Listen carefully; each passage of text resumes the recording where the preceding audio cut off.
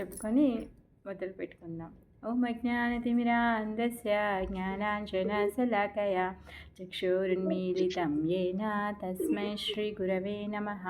శ్రీచైతన్యమనోభీష్టం స్థాపితం యేన భూతలే స్వయం రూపా కదా మह्यं దదాతి స్వపదాంతికం.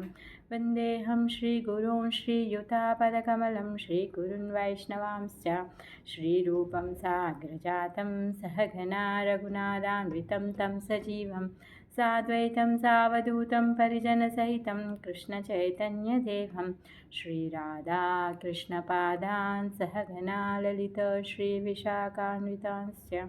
హే కృష్ణ కరుణా సింధో దీనబంధో జగత్పతే గోపేశ గోపికా కాంత రాధాకాంత నమోస్తుతే.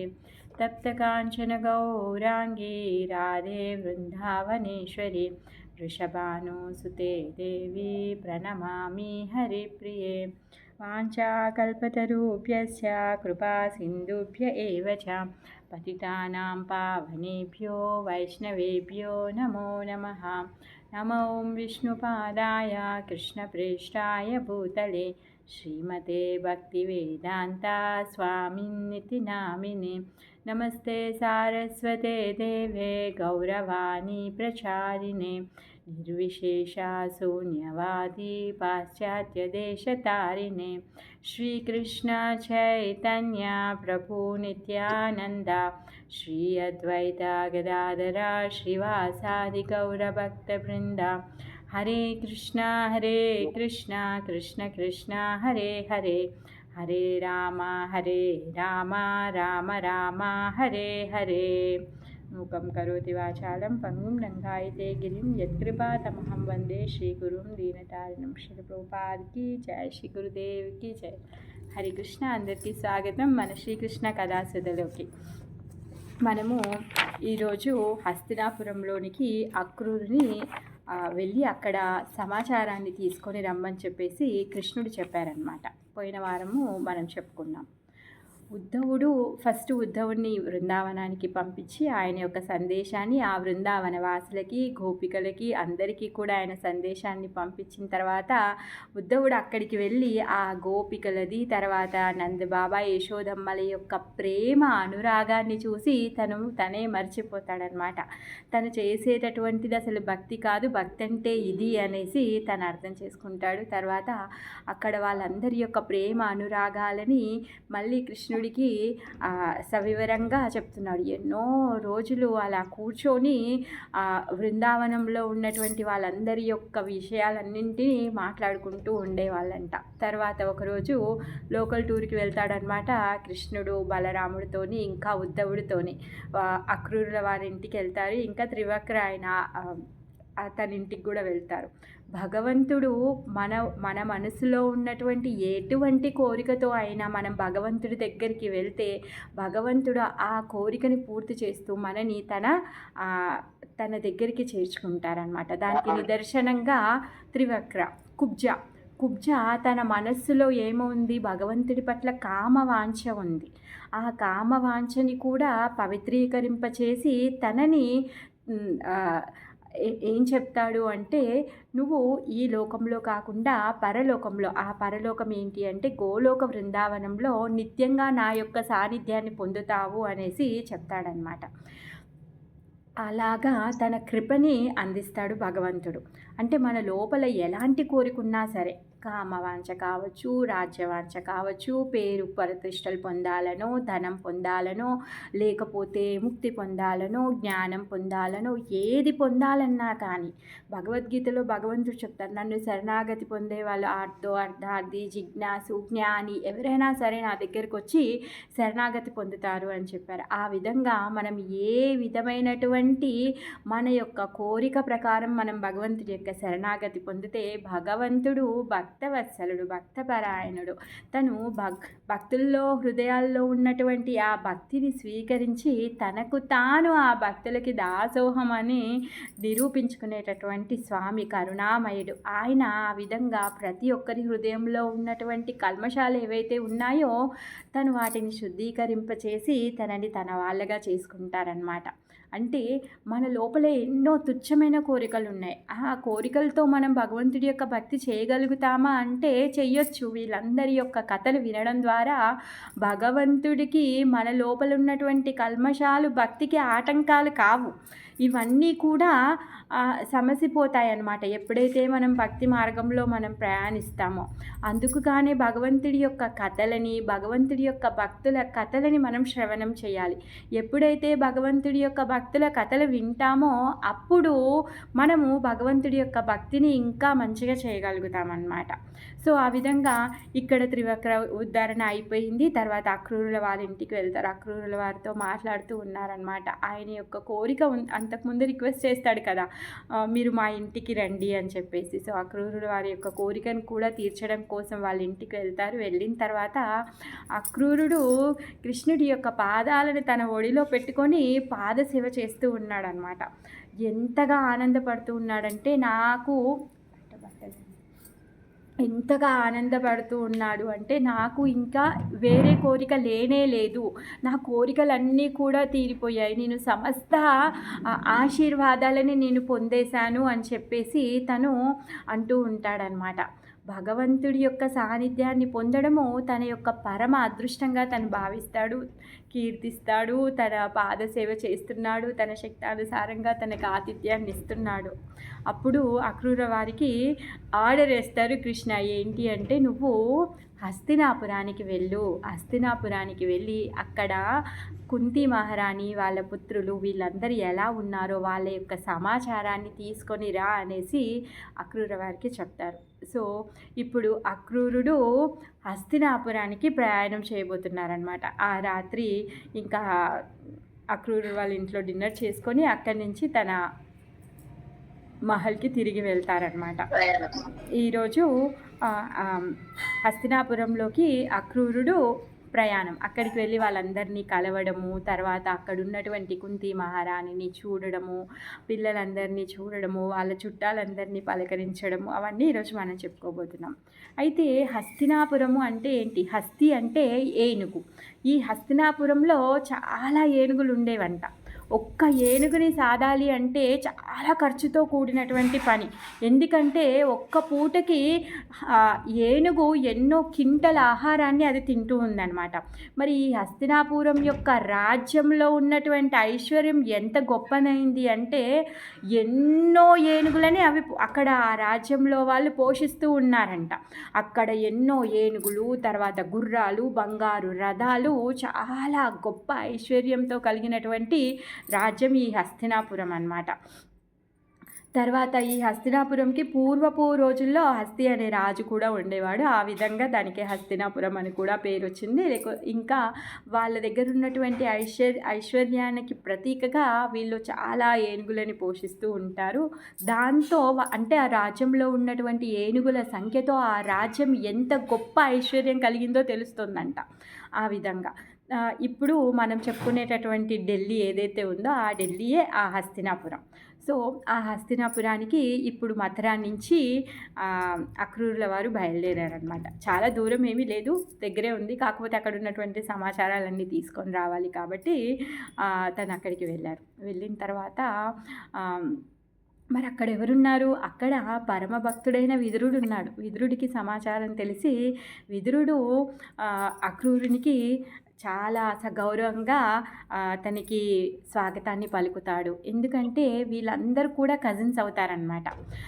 కుంతి మహారాణి కూడా యదువంశంలో పుట్టినటువంటి ఆమెనే, తర్వాత అక్రూరుడు కూడా యదువంశంలో పుట్టినటువంటి వాడే. వీళ్ళిద్దరూ కజిన్స్ అవుతారు. సో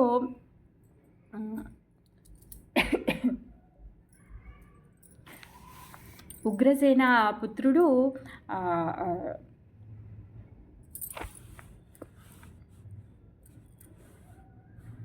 వరుసకి చెల్లెలు అవుతుందన్నమాట. ఉగ్రసేనుని ఏంటి కుంతి మహారాణి వాళ్ళ డాడీ పేరు ఏం పేరు?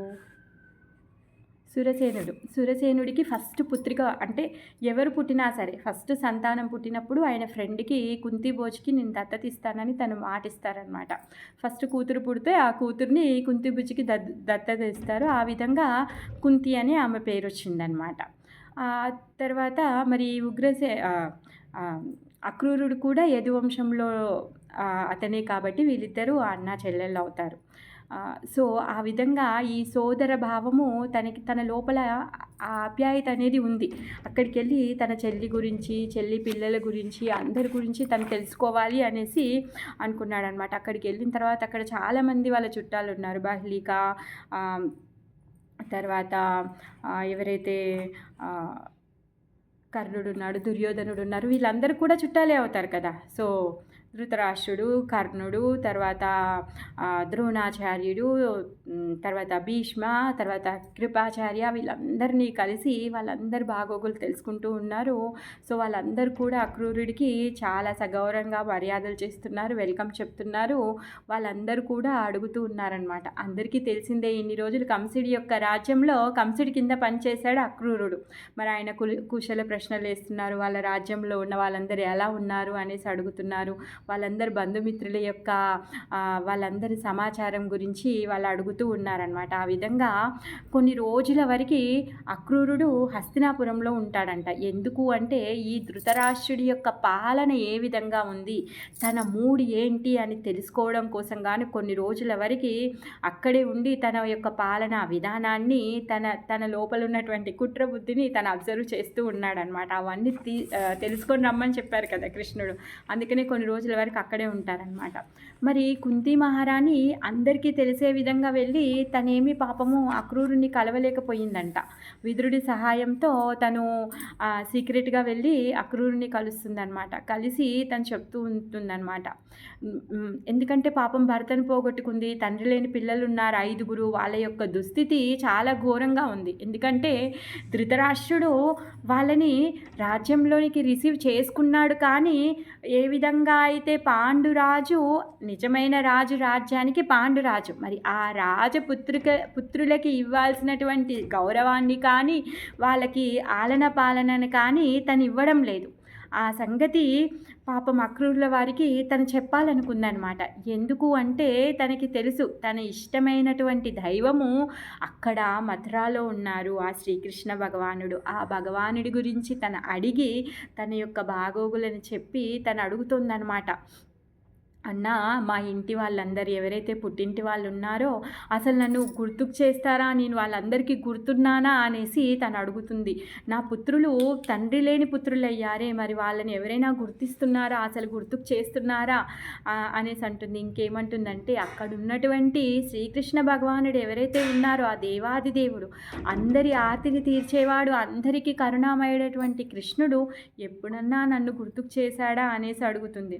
ఎందుకు తను కృష్ణుని ప్రార్థిస్తుందనమాట. కృష్ణ కృష్ణ మహాయోగిన్ విశ్వాత్మన్ విశ్వభావన ప్రపన్నాం పాహి గోవిందా శిశుభిస్తావసీదితం.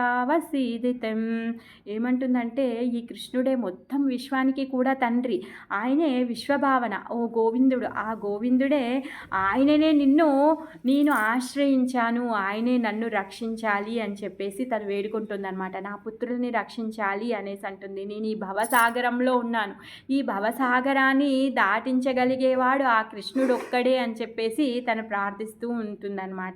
ఇంకేమంటుందంటే నేను ఈ భవసాగరంలో చాలా అలసిపోయాను చెప్తుందనమాట. నేను ఏ విధంగా పాండురాజు చనిపోయిన తర్వాత అక్కడ ఉన్నటువంటి ఋషులు మునులు అందరూ ఆమెకి సలహా ఇస్తారు, నువ్వు నీ రాజ్యానికి వెళ్ళు, నీ పిల్లల్ని తీసుకొని నువ్వు ఇక్కడ ఎందుకు కష్టాలు పడతావు అంటే వాళ్ళ సలహా మేరకు తను పాపం పిల్లల్ని తీసుకొని వస్తుంది. కానీ మరి రాజ్య ప్రజలందరి ముందు తను మంచి పేరు తెచ్చుకోవాలి అని చెప్పేసి కుంతిని ఇంకా పాండుపుత్రులను ఇంట్లోకి అయితే రానిస్తాడు. కానీ పాపం తనేమి వాళ్ళని సగౌరవంగా ఉంచలేడు. ఆయన ఏంటి, వాళ్ళు ఎప్పుడైతే ఏ క్షణమైతే వాళ్ళ రాజ్యంలో అడుగు పెట్టారో ఆ క్షణం నుంచి వాళ్ళని చంపడానికి ట్రై చేస్తూనే ఉంటారు. ఆయన చేసేటటువంటి కుబుద్ధి ఏదైతే ఉందో, ఆయన చేసేటటువంటి వీళ్ళని చంపాలని చేయడానికి ఎన్ని ప్లాన్లు వేశాడో అన్ని ప్లాన్ల గురించి కుంతి మహారాణి చెప్తోందనమాట. లాస్ట్కి భీముడికి విషం పెట్టి చంపాలనుకున్నారు. ఈ విధంగా ధృతరాష్ట్రుడి యొక్క పుత్రులు ఎవరైతే ఉన్నారో వీళ్ళందరూ కలిసి భీముడికి విషం పెట్టారు అన్న విషయము, వాళ్ళు ఏ విధంగా మాటికి మాటికి ఈ పాండుపుత్రులని కించపరుస్తున్నారు, చిన్న చూపు చూస్తున్నారు, వాళ్ళని సరిగా చూసుకోవట్లేదు, అన్ని విషయాలని అక్రూరుడికి చెప్తుంది అన్నమాట. అక్రూరుడికి అర్థమైపోతుంది అంతా, అక్కడ ఉన్నటువంటి ఏదైతే పరిస్థితులు ఉన్నాయో అవన్నీ అర్థమైపోతుంది. ఎందుకంటే ఈ ధృతరాష్ట్రుడు పుట్టుకతో గుడ్డివాడు. అలానే ఇంకా తను ఇంకో అంధకారంలో ఉన్నాడు. ఏంటా అంధకారం అంటే పుత్రుల మీద ఉన్నటువంటి మమకారం. ఆ పుత్రుల మీద ఉన్నటువంటి మమకారంతో ఇంకా ఆయన ఆధ్యాత్మిక జ్ఞానం కూడా గుడ్డిదైపోయిందనమాట. అంటే ధర్మ అధర్మ విచక్షణ అన్నింటినీ కోల్పోయాడనమాట. అన్నింటినీ కోల్పోయి విచక్షణ రహితంగా తను ప్రవర్తిస్తున్నాడనమాట. ఏది చేయాలి, తనేంటి రాజు. నిజంగా చెప్పాలి అంటే ఆ రాజ్యానికి రాజు తను కాదు, ఆ రాజ్యానికి రాజు పాండురాజు. పాండు చనిపోయిన తర్వాత ఇప్పుడు సగౌరవంగా ఏం చేయాలి, ఆ రాజ్యాన్ని మొత్తము ఆ పాండుపుత్రులకి అప్పచెప్పాలి. కానీ తను అలా చేయకుండా అక్రమంగా ఆ రాజ్యాన్ని తను అనుభవిస్తున్నాడు. ఇంకా ఏమనుకుంటున్నాడు, ఆ రాజ్యాన్ని తన పుత్రులకే ఇవ్వాలి అనేసి తను అనుకుంటున్నాడు. అందుకే ఈ పాండుపుత్రులని ఏ విధంగానైనా ఒక విధంగా వాళ్ళని దారి తప్పించేయాలి, వాళ్ళని చంపించేసేయాలి. చంపిస్తే మొత్తం రాజ్యం నాకే ఉంటుంది, నా పుత్రులకే ఉంటుంది అని చెప్పేసి తన కోరిక. ధృతరాష్ట్ర ఏంటి, ఆ రాష్ట్రం పట్ల గట్టి కోరిక ఉందన్నమాట. ఆ రాజ్య సింహాసనం పట్ల చాలా గట్టి కోరిక ఉంది. ఆ సింహాసనాన్ని మేర ఎట్టి పరిస్థితుల్లో కూడా తన సింహాసనాన్ని వదలాలి అనేసి అనుకోవట్లేదు. అందుకుగానే ఈ పాండుపుత్రులని చంపేయాలి అనేసి అనుకుంటున్నాడు. సో ఇప్పుడు కుంతి మహారాణి పాపం ఇంకా అక్రూరుల వారికి అక్కడ ఉన్న విషయాలన్నీ చెప్పేసి తను వేడుకుంటుందన్నమాట. భగవంతుడు తప్పితే నా యొక్క కష్టాలు ఎవరు తీర్చలేరు. తను అడుగుతుంది ఏంటి అంటే, కృష్ణుడు ఒక్కసారన్నా ఇక్కడికి వస్తాడా, వచ్చి నన్ను ఓదారుస్తాడా, నా పిల్లలందరినీ చూస్తాడా, వాళ్ళతో స్నేహమైన మాటలు మాట్లాడతాడా అని చెప్పేసి కుంతి మహారాణి అడుగుతూ ఉందన్నమాట. పాపం రాబోయే రోజుల్లో అక్కడ మథురాలో లేకపోతే ద్వారకాలో ఉండేటటువంటి సమయానికంటే ఎక్కువ తన దగ్గరే ఉంటాడు. ఆ విషయం తనకి తెలియదు కదా. ఇప్పుడు తను పిలుస్తోంది, కృష్ణుడిని ప్రార్థిస్తూ ఉందన్నమాట.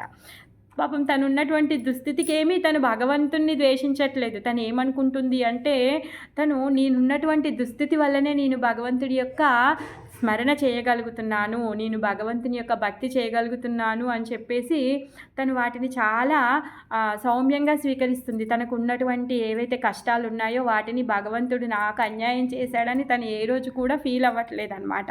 ఇవన్నీ విన్న తర్వాత, అందరితో మాట్లాడిన తర్వాత అక్రూరుల వారు ధృతరాష్ట్రుడిని కలవడానికి వెళ్తారనమాట. ధృతరాష్ట్రుని దగ్గరికి వెళ్తారు.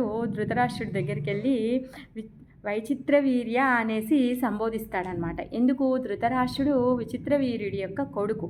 నిజంగా చెప్పాలి అంటే విచిత్ర వీర్యుడి యొక్క కొడుకు కూడా కాదు, తను వ్యాసదేవుడి యొక్క కొడుకు. కాకపోతే తను అలా ఎందుకు ఎత్తి చూయిస్తున్నాడు అంటే, ఇప్పుడు నువ్వు కూర్చున్నటువంటి ఏదైతే సింహాసనం ఉందో ఆ సింహాసనము నీది కాదు అని ఇండైరెక్ట్గా చెప్తున్నాడంట అక్రూరుడు. నువ్వు ఏదైతే అనుభవిస్తున్నావో, నువ్వు నాకు కావాలి అని అనుకుంటున్నావో, పట్టుకొని కూర్చున్నావో ఈ రాజ్యం నీది కాదు. నువ్వు విచిత్ర వీరుడి కొడుకుగా నువ్వు భావించుకొని నువ్వేం చేస్తూ ఉన్నావో, నువ్వు అంధుడివైనా కానీ ఈ రాజ్యాన్ని వదిలిపెట్టకుండా ఈ రాజ్యం మీద మక్కువతో నువ్వు పట్టుకొని ఉన్నావు అని చెప్పేసి ఆ విధంగా వ్యంగ్యంగా అక్రూరుల వారు మాట్లాడుతూ ఉన్నారన్నమాట. ఏమంటున్నాడంటే, నువ్వు నీ యొక్క రాజ్యపాలన ఏ విధంగా చెయ్యాలి అంటే, నువ్వు ధర్మపరమైనటువంటి రాజ్యపాలన చెయ్యి అనేసి చెప్తున్నాడు. ఒకవేళ నువ్వు ధర్మపరమైనటువంటి రాజ్యపాలన చేస్తే నీ యొక్క కీర్తి ఏదైతే ఉందో అది శాశ్వతంగా ఉంటుంది. ప్రతి ఒక్కరు కూడా తరతరాలుగా నీ యొక్క కీర్తిని కీర్తిస్తారు.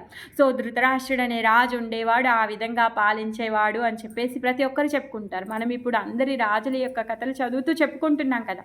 అందుకే అక్రూరుల వారు చెప్తున్నారు అన్నమాట, నువ్వు ఎప్పుడైతే ధర్మ పాలన చేస్తావో అప్పుడు నీ పేరు శాశ్వతంగా ఉంటుంది. ఈ లైఫే కాకుండా నువ్వు నెక్స్ట్ లైఫ్ కూడా నువ్వు స్వర్గానికి వెళ్తావు, సుఖాన్ని అనుభవిస్తావు, నువ్వు ఉత్తమమైన జీవితాన్ని పొందుతావు అనేసి తను చెప్తూ ఉన్నాడనమాట. ఇంకేమంటున్నాడంటే, ఇండైరెక్ట్‌గా తనకు చెప్తున్నాడు. ఏంటంటే పాండుపుత్రుల పట్ల నువ్వు చేసేటటువంటి అక్రమాలు ఏవైతే ఉన్నాయో, ఆ అక్రమాలని నువ్వు మానుకో అనేసి చెప్తున్నాడు. ఏమంటున్నాడు అంటే, నువ్వు పాండుపుత్రులని నువ్వు రాజపుత్రులుగా కాకున్నా, నీ సోదర పుత్రులుగా అలా అయినా నువ్వు భావించకున్నా సరే పర్వాలేదు. కనీసం నీ రాజ్య ప్రజల్లో ఒక్కరుగా నువ్వు వాళ్ళని భావించు అని చెప్తున్నాడు. అందుకే నువ్వు ధర్మపాలన చెయ్యి. రాజు అనేవాడు ఎలా ఉండాలి? తను వ్యత్యాసం అనేది ఉండొద్దు. రాజ్యంలో ఉన్నటువంటి ప్రతి ఒక్కరు కూడా తమ పుత్రులుగా చూసుకుంటారనమాట. అలాంటి భావన కలిగి రాజు ఉండాలి. అందుకే నీ రాజ్యపాలన ఎలా చెయ్యాలి అంటే ధర్మపాలనగా చెయ్యి అని చెప్తున్నాడనమాట. కనీసం ఆ విధంగానైనా ప్రజల్లో ఒకరిలాగైనా ఈ పాండుపుత్రుని కుంతి మహారాణిని ఆయన రాజ్యంలో ఉన్నటువంటి ప్రజలు ఎవరైతే ఉన్నారో ఆ ప్రజల్లో ఒకరిగా చూసి వాళ్ళని సక్రమంగా తను పోషిస్తాడు, సక్రమంగా వాళ్ళని ఆదరిస్తాడు అని చెప్పేసి, పక్షపాతం లేకుండా తను ఆదరిస్తాడు అని చెప్పేసి ఆయన యొక్క దుష్టబుద్ధిని గమనించి అక్రూరుల వారు ఇవన్నీ చెప్తూ ఉన్నాడనమాట. సో నువ్వు అలా చేస్తే ఏమవుతుంది అంటే, సరే నువ్వు ఇప్పుడు రాజ్యం ఇవ్వకున్నా పర్లేదు, కనీసం రాజ్యంలో ఉన్న ప్రజలందరినీ ధర్మంగా నువ్వు చేస్తే నువ్వు అప్పుడు శాశ్వతమైన కీర్తిని పొందుతావు అనేసి చెప్తున్నారనమాట. లేకపోతే నువ్వు అధర్మంగా నువ్వు చేస్తే అప్పుడు ఏమవుతుంది? అధర్మాన్ని నువ్వు పాటించడం వల్ల ఎక్కడ ధర్మం ఉందో అదే గెలుస్తుంది. అంటే ఫ్యూచర్ కూడా చెప్పేస్తున్నారు ఇక్కడ అక్రూరుల వారు. ఎందుకు అంటే పాండుపుత్రులు ధర్మంగా ఉన్నారు. వాళ్ళు ధర్మంగా ఉన్నారు అంటే ధర్మం ఎక్కడైతే ఉందో అక్కడ గెలుపు జరుగుతుంది, అధర్మం ఉన్న దగ్గర నాశనమే జరుగుతుంది అని చెప్పేసి చెప్తున్నాడు. అంటే ఇండైరెక్ట్గా యుద్ధం జరగబోతుంది, ఆ యుద్ధంలో నీ పుత్రులు చనిపోతారు అని చెప్తున్నారు. అందుకే ధర్మమే గెలుస్తుంది, అందుకే నువ్వు ధర్మాన్నే శరణాగతి పొందు అనేసి చెప్తున్నారనమాట. ఇంకేమంటున్నారంటే, ఇది భౌతిక జగత్తు, నువ్వేమనుకుంటున్నావు? నువ్వు ఇక్కడ శాశ్వతంగా ఉంటాను అనుకుంటున్నావు, నీ పుత్రులు శాశ్వతంగా ఉంటారు అనేసి అనుకుంటున్నావు. అందుకే నీ పుత్రుల మీద ఉన్నటువంటి మక్కువ కారణంగా నువ్వు ఈ రాజ్యంలో అధర్మ పాలన చేస్తున్నావు, ఇది సరి అయింది కాదు అనేసి చెప్తున్నారనమాట. నువ్వు ఏదైతే నీ కుటుంబ సభ్యులపైన, నీ కొడుకుల పట్ల మమకారాన్ని పెంచుకున్నావు కదా, అది సరి అయింది కాదు, అది పెంచుకోకు, అది నిన్ను నష్టం చేస్తుంది, నీకే నష్టం వాటిల్లా చేస్తుంది అనేసి చెప్తున్నాడు. చూడ్డానికి ఈ సమాజం కానీ, కుటుంబం కానీ, ఊరు కానీ, దేశం కానీ అందరూ కలిసి ఉన్నట్టుగానే కనిపిస్తారు. కాకపోతే ప్రతి ఒక్కరికి కూడా వాళ్ళ యొక్క కర్మానుసారంగానే వాళ్ళు జీవిస్తూ ఉంటారు. ఈ కర్మానుసారంగా వాళ్ళు కాలగతిలో కలిసిపోతూ ఉంటారు. ఎవరికి శాశ్వతం కాదు. అందుకే నువ్వు నీకు ఏదైతే భగవంతుడి యొక్క కృపతో నీకు లభించినటువంటి ధనం ఏదైతే ఉందో నువ్వు దానిని మాత్రమే స్వీకరించు. పరాయి వాళ్ళ ధనం మీద నువ్వు ఆశపడకు, అలా ఆశపడితే నువ్వు నాశనం అవుతావు అని చెప్పేసి చెప్తున్నాడనమాట. ఒకవేళ నువ్వు అలా పరాయి సొమ్ము మీద ఆశపడి ఎక్కువ సంపద కావాలి అని చెప్పేసి నువ్వేం చేస్తావు? నీ యొక్క ధర్మాన్ని, నీ యొక్క సహజమైన స్థితిని నువ్వు మర్చిపోయి అధర్మాన్ని శరణాగతి పొంది నువ్వు అధర్మంగా వర్తిస్తావు. అప్పుడు నీ యొక్క పతనాన్ని నువ్వే చేసుకుంటావు అనేసి చెప్తున్నాడనమాట. అందుకే ఈ హైక బంధాల్లో పడకు, నువ్వు అంధుడి కాకు అని చెప్తున్నాడు. ఆల్రెడీ గుడ్డివాడే, కాకపోతే నువ్వు ఈ ఐక బంధాలు శాశ్వతమైనవి అనుకొని వీళ్ళ కోసం నువ్వు చేసేటటువంటి అరాచకం ఏదైతే ఉందో ఆ అరాచకాన్ని ఆపేసే. దానివల్ల ఏమవుతుంది? నీకు ధర్మపరమైన గుడ్డి ఏదైతే ధర్మము అనేది జ్ఞానము, ఆ జ్ఞానము నువ్వు కోల్పోయి నువ్వు అంధుడు అవుతావు అనేసి చెప్తున్నాడు అనమాట. అందుకే నీ యొక్క ఇంద్రియాలు ఏవైతే ఉన్నాయో నీ మనస్సుని కంట్రోల్ చేసుకొని నువ్వు ధర్మపరంగా ఈ రాజ్యాన్ని నడిపించు అనేసి చెప్తున్నాడు. ఏమంటున్నాడంటే, మరి అప్పుడు ధృతరాష్ట్రుడు ఏమంటాడు అంటే, చాలు నీ నీతి వాక్యాలు ఏవైతే ఉన్నాయో అవన్నీ నాకు తెలుసు, నాకు తెలియని విషయాలు కావు, నాకు తెలుసు. అయినా కానీ నా మనస్సు చాలా చంచలంగా ఉంది. నువ్వు చెప్పేటటువంటి ఈ వాక్యాలన్నీ నేను తీసుకోలేను, నేను స్వీకరించలేను, నేను వాటిని పాటించలేను అనేసి ధృతరాష్ట్రుడు చెప్తున్నాడు. అప్పుడు అక్రూరుల వారు అంటున్నారనమాట, నీ యొక్క ఇంద్రియాలని నువ్వు ఈ విధంగా చంచలంగా పెట్టుకుంటే నువ్వేం చేస్తున్నావు? అధర్మ పాలన అయిపోతున్నావు. అందుకే నువ్వు దేవాది దేవుడైన శ్రీకృష్ణ భగవానుడి యొక్క శరణాగతి పొంది భగవంతుడి యొక్క సేవలో నిన్ను నీవు నియుక్తం చేసుకో. అప్పుడు నీ యొక్క ఇంద్రియాలన్నీ సక్రమంగా పనిచేస్తాయి. అప్పుడు నీ అధర్మం నుంచి బయటకు వస్తావు. అప్పుడు నీ ఇంద్రియాలన్నీ శాంతింపబడతాయి అనేసి చెప్తున్నాడనమాట. అయినా కానీ దుష్టబుద్ధి కలిగిన ఈ ధృతరాష్ట్రుడు మాత్రం అలా కాదు. నాకు తెలుసు, కృష్ణుడు పుట్టాడు మొత్తం దుష్ట సంహారం చేయడం కోసం కానీ, ధర్మాన్ని నించోపెట్టడం కోసం కానీ తను పుట్టాడు. ఇప్పుడు కంసుని కూడా చంపాడు. నాకు ఆ సంగతి తెలుసు. ఎంతో మందిని చంపాడు. ఎంత దూరం ఉంది కృష్ణుడి వార్త తెలియకపోవడానికి? చాలా దగ్గరలో ఉన్నారు. అవునా కాదా? సో కృష్ణుడు ఎందుకు పుట్టాడు, తను ఏం చేయబోతున్నాడు, ఆయన ధర్మ రక్షణ కోసమే వచ్చాడు, దుష్ట శిక్షణ కోసమే వచ్చాడు, ఇవన్నీ చెప్తున్నాడు. నాకు తెలుసు అవన్నీ, కృష్ణుడు అవన్నీ చేస్తాడని. నాకు ఒకటి తెలుసు, చచ్చిపోయేవాడు ఏ విధంగా అయినా చచ్చిపోతాడని తెలుసు. ఒకవేళ అలా రాసి ఉంటే చచ్చిపోతాం మేము, కానీ మేము చచ్చిపోయేలేపు మాత్రం మేము ధర్మంగా ఉండము. మాకేవైతే కోరికలు ఉన్నాయో వాటిని నెరవేర్చడానికే మేము ప్రవర్తిస్తాము. అంతేకాని నువ్వు నాకు ఇప్పుడు కొత్తగా నీతి వాక్యాలు చెప్పాల్సిన అవసరం లేదు, నాకు ఇవన్నీ నాకు తెలుసు అనేసి చెప్తున్నాడనమాట. ఇంకేమంటున్నాడంటే, నాకు కృష్ణుడి మీద నమ్మకం ఉంది, నా తలరాతలో ఎలా ఉంటే అలా అవుతుంది, నేను దాన్ని నమ్ముతాను. ఎవడైనా చచ్చిపోబోతున్నాడు అంటే నువ్వు అమృతం తాగురా, నువ్వు బ్రతుకుతావు అంటే వాడు ఏం చేస్తాడు? వాడికి నమ్మకం ఉంటుందా? నేను ఎట్లాగో చచ్చేవాడిని, ఈ అమృతం తీసుకొని ఏం చేస్తాను అనుకుంటాడనమాట. అలాంటి మూర్ఖ శిఖామనే వీడు, ఈ ధృతరాష్ట్రుడు. ఆ విధంగా ఒకవేళ నా తలరాతలో నా పిల్లలు చనిపోయేది ఉంటే చనిపోతారు, కానీ నువ్వు చెప్పేది మాత్రం నేను ఇప్పుడు వినను. నాకు తెలుసు భగవంతుడు దుష్ట సంహారం కోసమే వచ్చాడు అనేసి చెప్తున్నాడు. అంటే అన్నీ తెలిసి కూడా తను ఏం చేస్తున్నాడు? తన లోపలున్నటువంటి పుత్ర మమకారం ఏదైతే ఉందో, పుత్ర మమకారం కాదు అసలు యాక్చువల్గా చెప్పాలి అంటే, అది ఒక పైశాచికత్వం అన్నమాట. అలాంటి పైశాచికత్వంతో తను ఏం చేస్తున్నాడు? తన పుత్రులనే ఇప్పుడు కోల్పోబోతున్నాడు అనమాట. మొత్తం ఏ విధంగా అయితే మొత్తం రాజ్యాన్ని తన పుత్రులకే అప్పచెప్పాలి అని అనుకొని వీళ్ళందరికీ విషం పెట్టి చంపేయాలని, వాళ్ళని రాజ్యం నుంచి పంపేయాలి అని చెప్పేసి ఎన్ని రకాలుగా తను ప్లాన్ చేస్తాడు.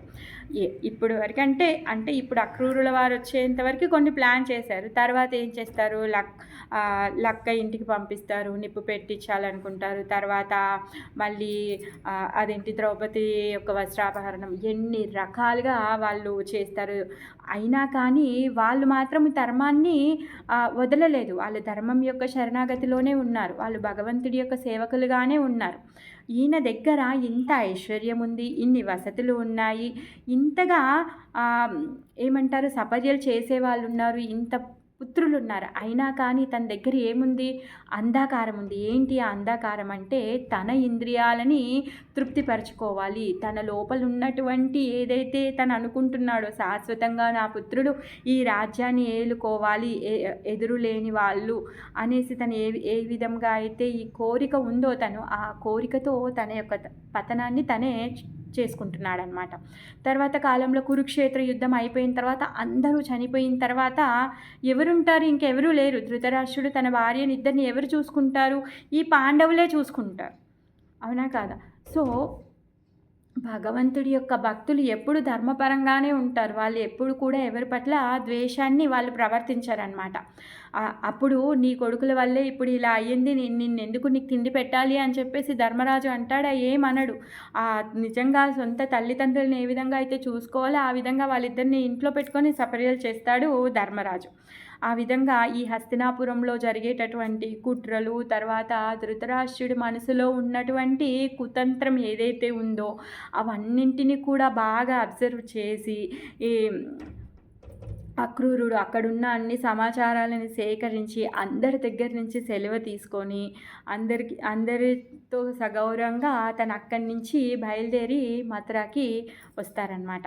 వచ్చేసి అక్కడ ఆ దుష్టబుద్ధి కలిగినటువంటి ధృతరాష్ట్రుడు ఈ ఐశ్వర్యాన్ని ఏ విధంగా దుర్వినియోగపరుస్తున్నాడు, తర్వాత తన శక్తి ఏ విధంగా దుర్వినియోగపరిచి తన పిల్లలకి బుద్ధి చెప్పకుండా అధర్మపరంగా వాళ్ళు ఏ విధంగా ప్రవర్తిస్తున్నారో అవన్నీ విషయాలని కృష్ణ బలరాములకి చాలా వివరంగా అక్రూరుల వారు చెప్తారనమాట.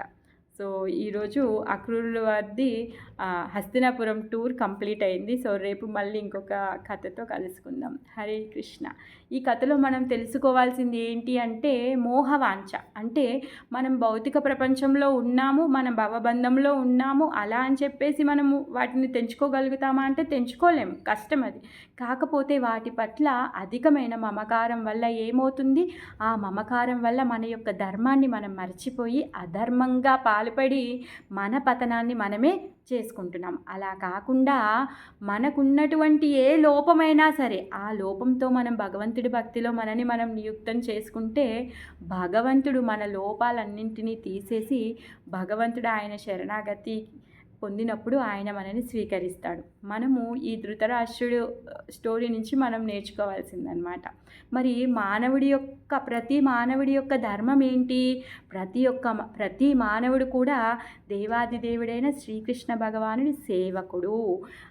సేవకుడు ఏం చేయాలి? ఎప్పుడూ సేవ చేయాలి. అందుకే భగవంతుడి యొక్క సేవ చేయడమే మన యొక్క ధర్మము. మన ధర్మాన్ని కరెక్ట్గా చేసినన్ని రోజులు మనము మన లక్ష్యాన్ని మనం పొందుతాం. హరే కృష్ణ. హరే కృష్ణ మాతాజీ. హరే కృష్ణ మాతాజీ. అసలు మామూలుగా మనం ఒక తప్పు చేస్తున్న లేకపోతే తప్పు మాట్లాడుతుంటే లోపల అంతరాత్మ మనకి బోధిస్తూ ఉంటుంది, కానీ మనం దాన్ని పక్కకి నెట్టేసి దీన్ని చేస్తూ ఉంటాం. ఎందుకంటే మనకి తనంతట తను చాలా సార్లు ఆత్మ విలోచన చేసుకున్నాడు, అయినా కానీ దాన్ని పుత్ర ప్రేమ దాన్ని జయించేసింది. పుత్ర ప్రేమ జయించేసింది. పుత్రుల మీద మమకారంతో లేదు ఈ రాజ్యం అంతా నాదే అవుతుంది ఇప్పటి వరకైతే కానీ అని అనుకున్నట్టున్నాడు పాపం. అది కాస్త పుత్రులందరూ పోయేంత వరకు నడిచింది. అనుభవించిన అనుభవించను అని. థ్యాంక్ యూ మాతాజీ. హరే కృష్ణ. హరే కృష్ణ.